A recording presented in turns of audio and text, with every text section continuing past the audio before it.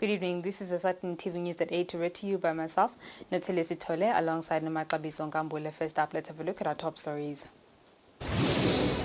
The Kingdom of Eswatini is looking to have 100% electricity coverage by the year 2030. The Royal Eswatini Police Service has announced a call for the recruitment of police officers. The news in detail. The Minister for Natural Resources, Peter Bembe, says before the year 2030, the Kingdom of Eswatini would have 100% electricity coverage. The Minister was updating the Ministry's Portfolio Committee about the Rural Electrification Fund. The Rural Access Electrification Fund has been launched and explained to the members of Parliament on how it will function. Eswatini is in a process of ensuring that by the year 2030, Eswatini is fully electrified, rural areas included. The score approved is 59.7 million emalangeni for 60 group schemes, which is 3,188 households. The fund shall be used to strengthen the electricity distribution network, particularly in rural areas. The Minister of Natural Resources, Peter Bembe, says service delivery has been a problem, but this project shall undertake energy efficiency measures that aim to reduce energy demand. We are happy that we already have funding to the amount just over 59 million, which will be covering over 3,000 homesteads. This project is different from what we have been doing in the past. We are going to be installing electricity in the three regions, which is Hoho, Manzini, and Lubombo. We are going to be supplying electricity to the homesteads. Effectively, we are not going to be leaving just a pole on the yard.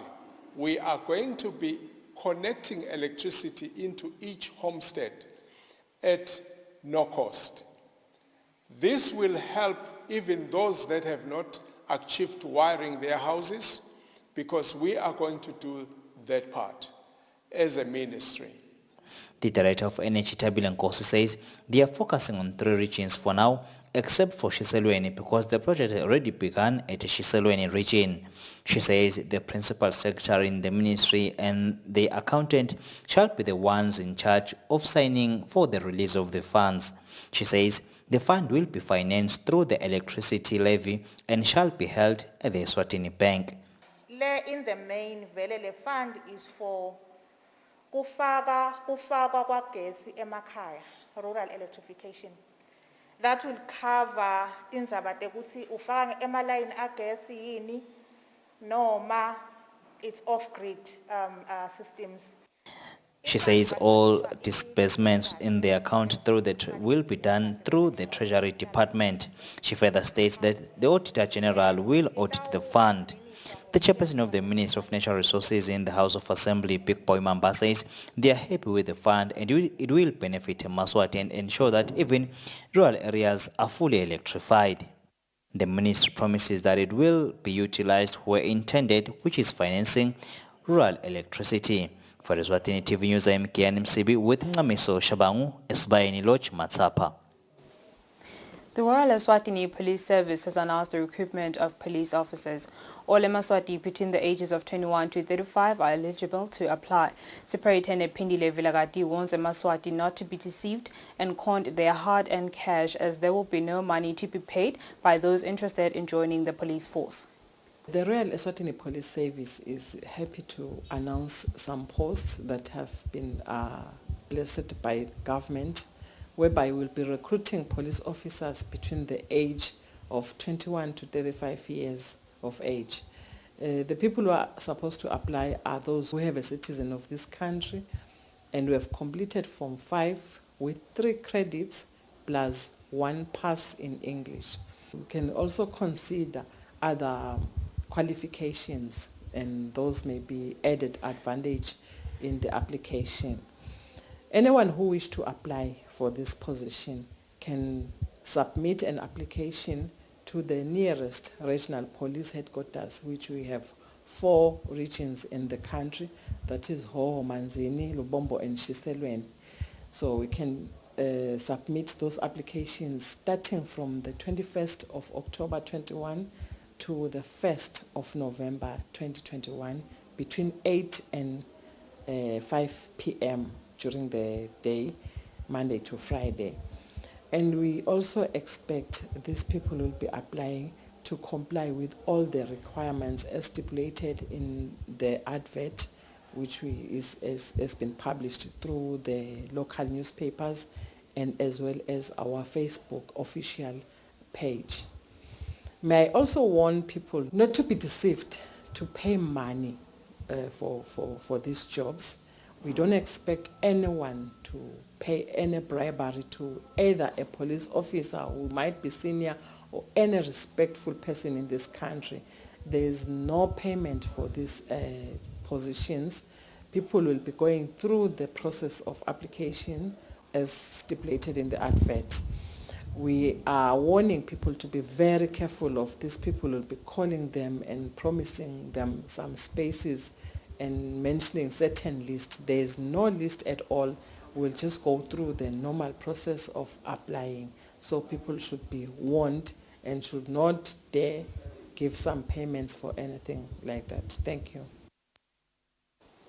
Gapoi's High School's library was burnt to ashes around 12 noon today by unknown arsonists. When the fire and emergency services arrived at the school, the damage was already done. However, they were able to extinguish the fire before it could spread to other classrooms.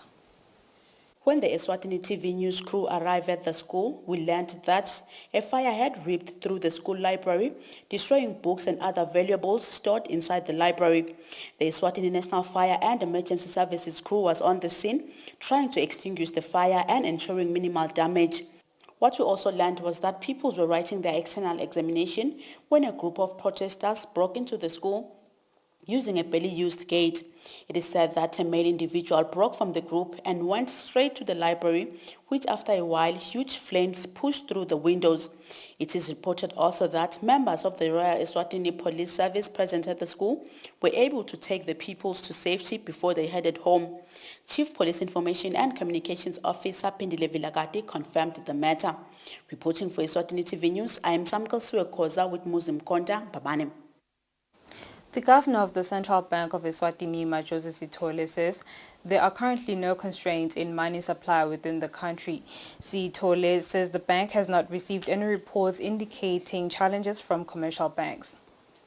The central bank notes with concern the statement circulating on social media pertaining to the central bank being grounded and therefore unable to make cash available to the banking sector. According to a statement issued by the Central Bank of Eswatini's Governor Majosi Sithole, the central bank has the important role of ensuring stability, integrity and reliability of the financial sector in the country. Sithole says the bank condemns false information that touches on this closely guarded national mandate. Sithole says the bank wishes to assure the public at large and all stakeholders that there are currently no constraints in money supply within the country. Sithole says the suggestion that the bank is grounded is therefore false. Sithole says the bank wishes to also clarify that the central bank does not transport money to commercial banks. Instead, commercial banks collect money from the central bank to replenish cash into their ATMs and for their branch operations in line with their own logistical arrangements. Sithole says the central bank has not received any report from any commercial bank indicating a challenge in their cash management operations. Sithole further stated that the bank wishes to inform stakeholders and the public at large that should there be any challenges anticipated, the bank shall issue appropriate communication in the usual and normal manner it has used in the past. For Eswatini TV News, Sondomlangeni, Babane. The Eswatini Environment Authority received about 80 waste management proposals on innovations to address waste management challenges in Eswatini. This has been said by Director of Policy Planning at EEA, Gcina Dladla, during an interview with Eswatini TV. The Eswatini Environment Authority under the Ministry of Tourism and Environmental Affairs, in partnership with the United Nations Development Programme UNDP, had invited eMaswati to submit solutions on innovations to address waste management challenges in Eswatini. Director of Policy Planning at EEA, Gcina Dladla, says since the deadline was last week, they have received about 80 proposals. At this moment, our figures, we are standing at around 80 applications or requests that we have received. What is going to happen in the next 2 or 3 weeks, we will probably be convening the evaluation panel that is going to go through these requests with a view that those who will be shortlisted, those who are probably going to get 70 and above, will be requested to come and make formal presentations to the adjudication panel that is going to be convened between ourselves and UNDP. Our intention really is to ensure that all of those ideas don't fall through the cracks, and we do assist eMaswati who are bringing in actually solutions, particularly on the issue of waste. As you would know, that the issue of waste management in the country is a long-standing one, in particular the emergence of the special waste around disposable nappies or diapers. Now we have a new stream altogether of these disposable masks that came with the emergence of COVID-19. So all of those innovations that are going to address these problems and other streams, particularly electronic waste and other waste that we're sitting with in the country, we hope we are going to find long-lasting solutions and be able to deal with waste in particular. The United Nations Development Programme has ingested 410,000 malangeni on the project to help those who have better waste management solutions to develop their project. Reporting for Eswatini TV News, I'm Samgal Swekoza with Fuminko Sinsinesa Babane. Mbocheni residents have started planting maize following the recent rains in the kingdom. Some of the farmers are optimistic of a good harvest should the rains continue as per the predictions of the meteorology services. Residents from Mbocheni in Hlatikulu have started plowing and planting maize in their fields. The residents say they are hopeful that the showers from last week will return in sustenance throughout the whole season. Kabonina Sangweni of Mbocheni, who has already plowed her fields, says even though she no longer has the physical strength to do the manual work on her fields, her children have been supportive as they have hired a tractor to till the soil.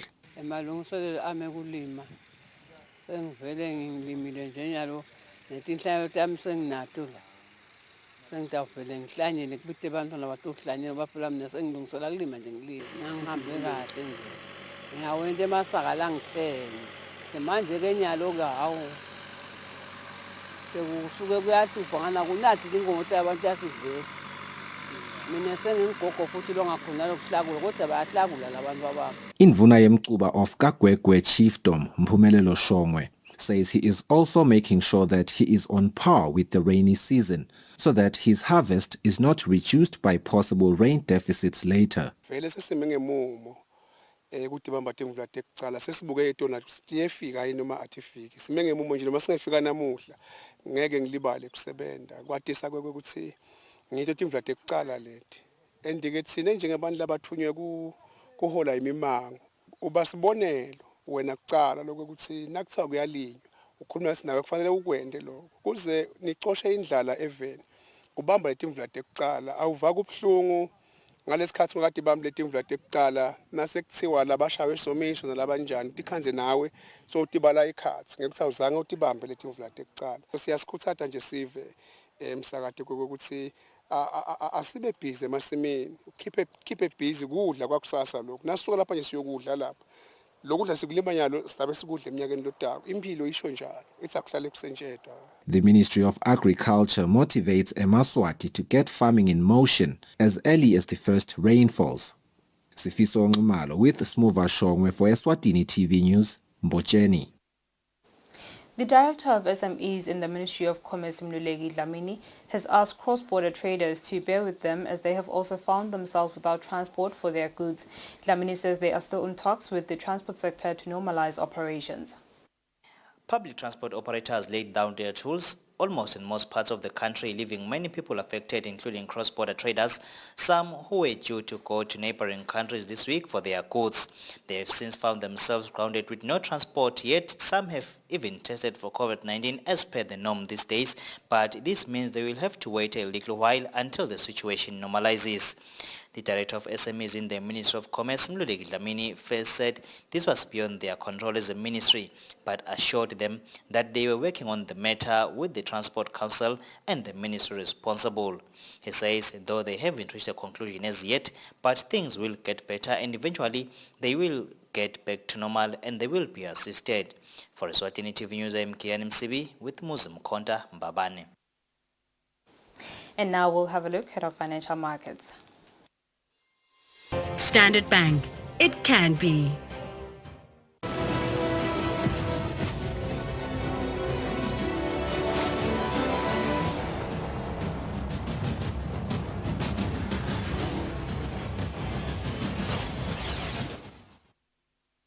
Good evening once again. You are still watching Eswatini TV. Let's have a look at our sports news.